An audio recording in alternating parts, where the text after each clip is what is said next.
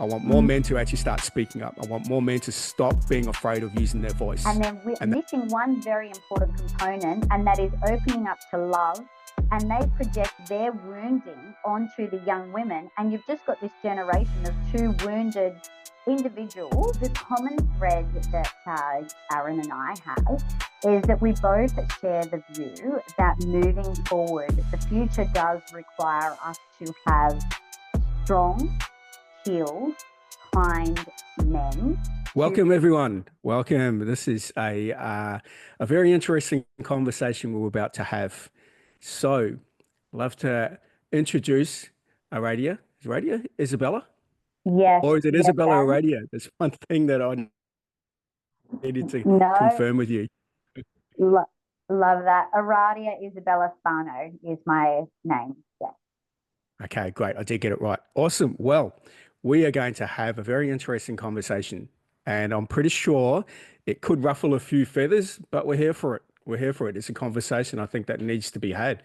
And the other really incredible thing is we're going to hear it from the feminine side. We're going to be hearing it from the masculine side. So I cannot wait to dive in. But before then, just give the audience a little bit of an insight of who is Aradia.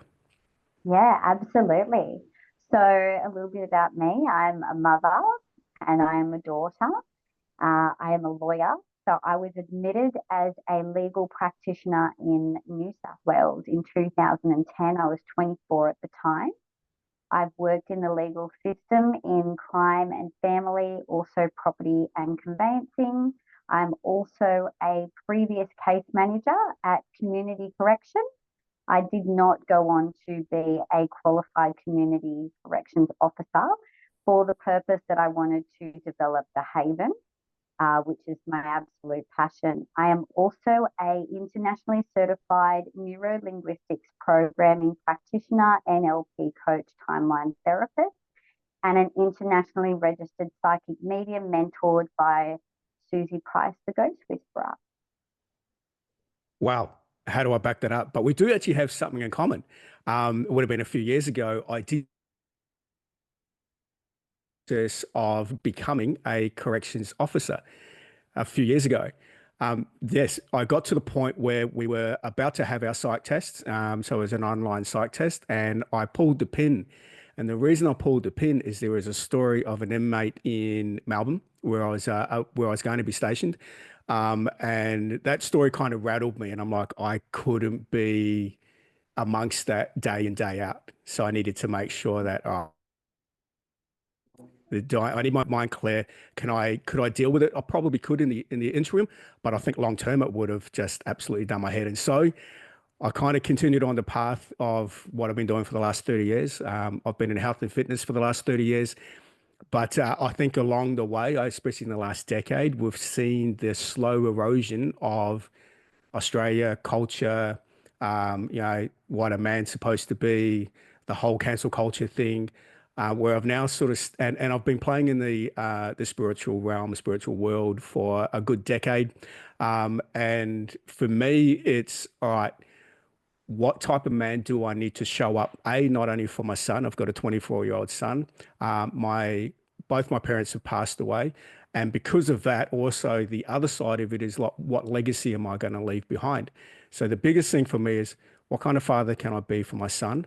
But also what kind of man do I need to show up to be for the world, for the community? So that's kind of like where the basis of our conversation is going to start, which I'm really excited to see where this goes. So I want you to open it up because we had a really cool conversation before about where we're at and where this is going to lead into. We did, yes. So the common thread that Aaron and I have is that we both share the view that moving forward, the future does require us to have strong, healed, kind men to protect men, stand with men, and to support and protect our women, children, and our vulnerable. And that's where, Aaron, we were going into, well, what does define that man? And we touched on it's not a man that is feminine. It is a man who, as you said, Well, perhaps we could even define what that man looks and feels like. It is someone who, Mm. as you said, they are into health, wellness, they've worked on their stuff, they're seeing their wounds. They're consciously aware when they're dropping into anger and aggression. I mean, well, where would you feel free to jump in on this. These are just my views. Yeah, it's really interesting. I mean, you said something in our call earlier with the divine masculine, and I think that probably encompasses a lot of what does that actually mean. And to define that easily, it's personal excellence. And with personal Mm, excellence comes into finding a purpose. And that's where a lot of men kind of fall down as well. It's like we get stuck in this whole false dream of getting a 9 to 5, get married, have a home, live happily ever after. That's kind of like the Australian dream. Well, it's actually not. I mean, we both know, and this is a rabbit hole that we don't want to get into today, but it's definitely a matrix kind of rabbit hole. It is a false dream. Where a false dream is that, I wasn't brought into this world to work 40 hours a week, to slave for a system, and literally just get by. And this is where a job, just over broke comes in. The other thing that I look at with personal excellence and not having a purpose, and when you're stuck in the matrix, you lose sense of, all right, well, what am I here to do? Men absolutely. men are meant to build, men are meant to lead, men are meant to protect and provide. And that's where I see the man come from. Well, the other thing that I want to lightly touch on is probably in the last decade that a lot of men have been shunned or discriminated against to stand in their power. And the Absolutely. And then when you sort of look at it from that perspective, a lot of men have become one dimensional. We only focus on one thing at any one time, but yet the rest of your world or the rest of your life, like, so for example, if you're just focusing on your body, you will find that your business, your relationships, and your spiritual connection all go to shit. And then all of a sudden it's like, shit, my Absolutely. relationship's going to crap. So you put all your focus on your relationship, then your body goes to shit and your business is still going to shit. You're not making the money and providing, and your spiritual connection. So where I come from is, and we can all do it, is we can focus on all things every single day. You can build something, build an empire, build a business. And again, there's something else we can go into with the tall poppy syndrome, but we're not talking about that today. So men are meant to build. So you can build and start a business or earn the money you need to have the life that you want to be able to create in a business. That spiritual connection to you, listen to yourself, like find out who you truly are. When you start to listen to yourself and trust yourself and be guided by that inner voice, you start to love a little bit more. You open your heart up a little bit more. And I think that's another thing that a lot of men have lacked. We've definitely closed off a lot more. Um, Absolutely. and then you've got relationships, and that's another big part. Like relationships, your kingdom. It's like it's your wife or your partner and your kids and your close community. Like, are you literally the king in that community? Can you Correct. stand up and can you deal with situations when challenges come your way, or are you the type of guy that is just going to complain and blame? And another thing, yeah, so it's a really dynamic and interesting thing. But the most important thing that men need to look at doing is get physically fucking strong, because when you, I swear, by the way, I hope you don't mind, when I you swear get, all the time. Work in progress. oh, No. when you are physically strong, or when men are physically strong, we feel empowered. And when you feel empowered, you actually are then on a mindset level, you're a lot stronger and a lot more clear. So that's where it absolutely starts. Start just fucking training and start looking after yourself. Absolutely, Aaron. And I couldn't agree with you more in regards to look after yourself, go to a place of self love first. And I used to say this to my men at corrections, and they'd be in a cycle of toxic, wounded relationships. And I would say, we're going to stop dating and we're going to go inward. And when we go inwards, it's also then, as you said, really important to then open yourself up to love and to keep it really basic. My father is my absolute rock, savior, and protector. Always Mm. has, always will be. However, there's one area where, as you said previously, and you tapped in on essentially talking about the pie chart, which is we've got to balance. We've got to be there, the mother, the father, the the fitness, the money, the relationships. Now, if, as you said, we were to solely just essentially remove ourselves from love entirely and completely go into this really wounded masculine, which you are not in, then we remove ourselves from women and your heart hardens. You think, no, I am better off on my own. And then because you're wounded, like attracts like, and we are the sum of the five people closest to us. And so you will essentially really attract women that are also wounded, and the Mm. cycle perpetuates. And what I've found also is it just hurts one another, and you see more lack and separation rather than unity. And with my father, what I've observed, because he closed his heart off so much, it's the saying of, and I have to be delicate here because it's my father and I want to honor and respect him. I'm going to say when we close our heart off to love and we don't look after ourselves, there's many sayings that go along with that. And I see my father now and he's lonely. And the one thing he says to me is that he's very grateful that he was there for me. However, he wishes he had a companion. And I see this in a lot of our Mm. younger men. They're very, very driven by aesthetics, not strength, aesthetics, which is the teeth and the tattoos and the money. And then we're missing one very important component, and that is opening up to love. And they project their wounding onto the young women. And you've just got this generation of two wounded individuals that are looking at how can I make easy, fast money based on my aesthetics. And I don't like you, and you don't like me, and wounding, wounding, wounding. And there's the collapse of and what did we speak about earlier? No co-creation, no children coming into the world, humanity ceases. Yeah, really interesting, and that's part of an agenda too, isn't it? I mean, that's why porn is so easily accessible, because Mm, that's a fakeness in itself. Really interesting that you sort of touched on the father figure. Like my father passed away about 10 years ago now, and he was not a present father.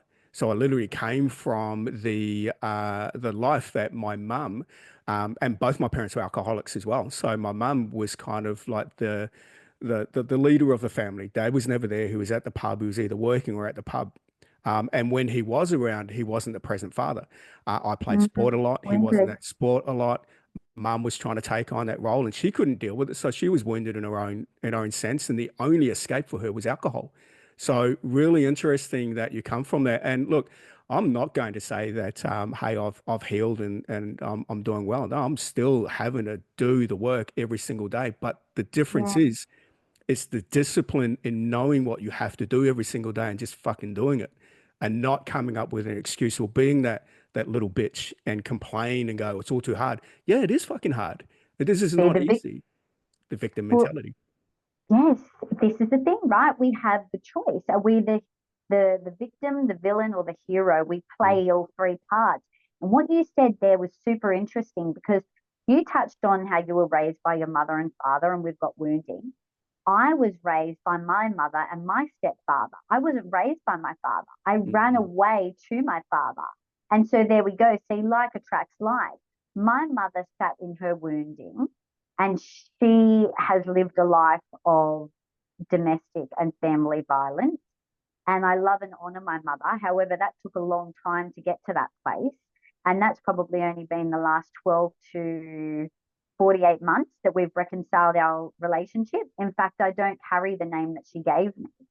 And my stepfather uh, is a very wounded man, and I have nothing nasty to say about him. However, he is not a nice man, and my mother is consciously aware of that. And for that reason, I ran away to my father, and God bless his soul that he did not take his life when he was going to, because if it wasn't for mm. my father, I would have ended up one of those women who could potentially now either be deceased or in prison, 100% without fail. And that's interesting. It gets to a point where, like, for me personally, I understood my father.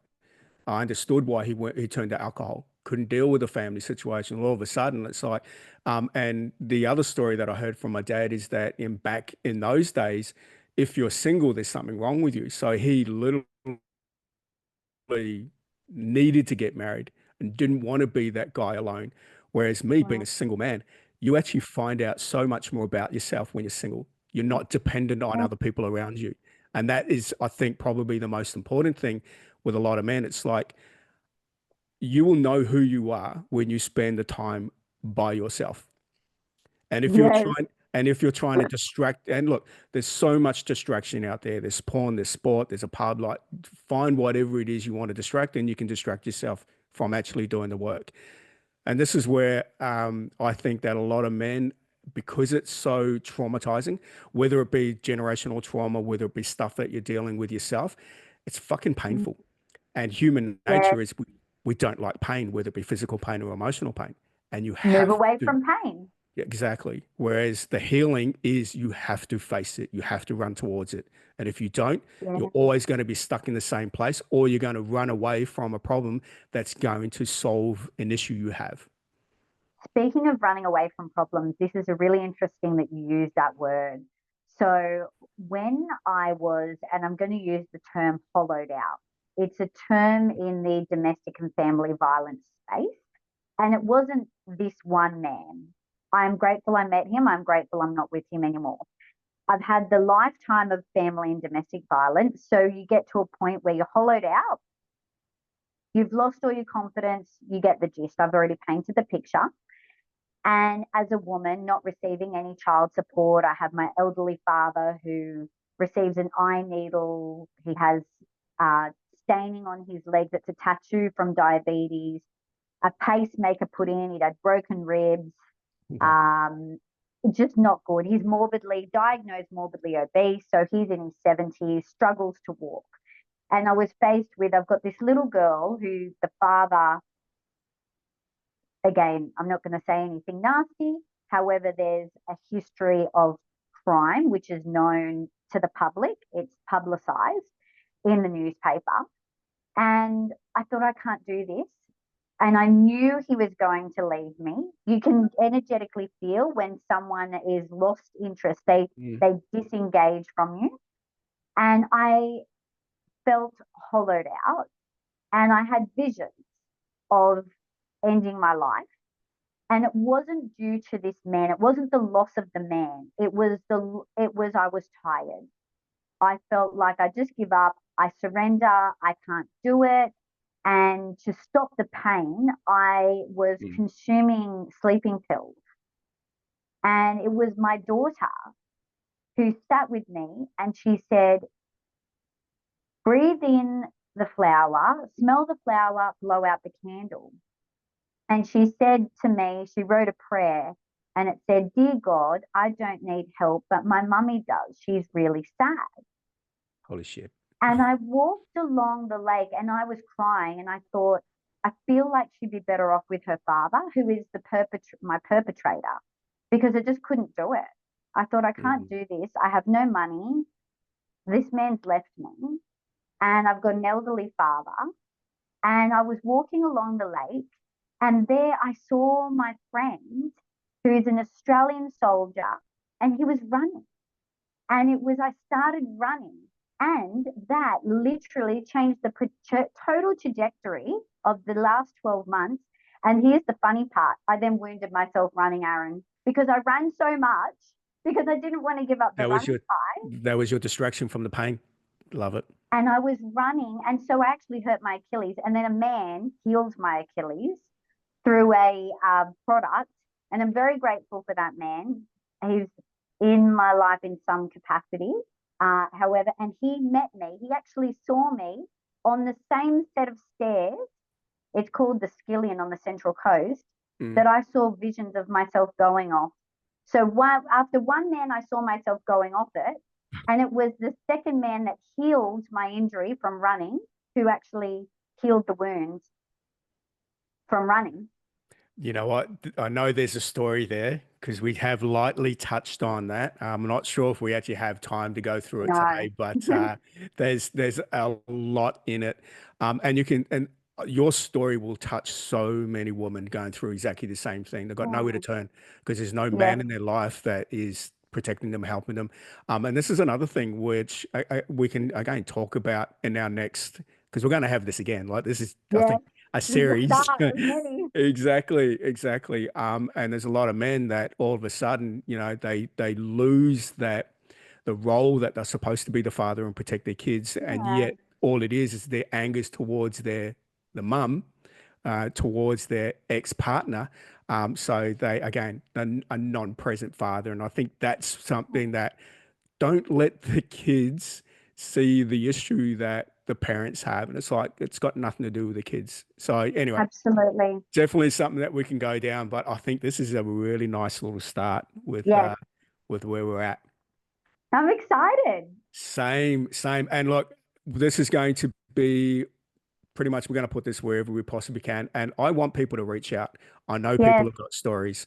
I know people want to comment on this. And yeah, we want to be able to help people wherever we possibly can, absolutely. share our own journeys because we've both been through journeys. Aradia's got a better story than I have, but at the No, not at same all. time, the fundamental message out of all of this is to help men s- step into their power themselves. Absolutely. And I Yeah, want more for men, themselves. yeah, I want more men to look at themselves in the mirror. And when you look at yourself in the mirror, you're going to either see yourself two ways. You're going to be proud of yourself or you're going to hate yourself. And I don't want you to hate yourself and then start blaming and then start going on that, downward spiral. I want you to look at yourself and go, you know what, be better. The world needs men to stand up. The world needs men. Look, just look at the last 5 years, how many men actually stood up compared to women. I want more Mm, men to actually start speaking up. I want more men to stop being afraid of using their voice. And that's what we need right now. absolutely. Absolutely. Absolutely. 100%. I love this. Yes. Perfect. Well, thank you so much for your time. I truly appreciate this.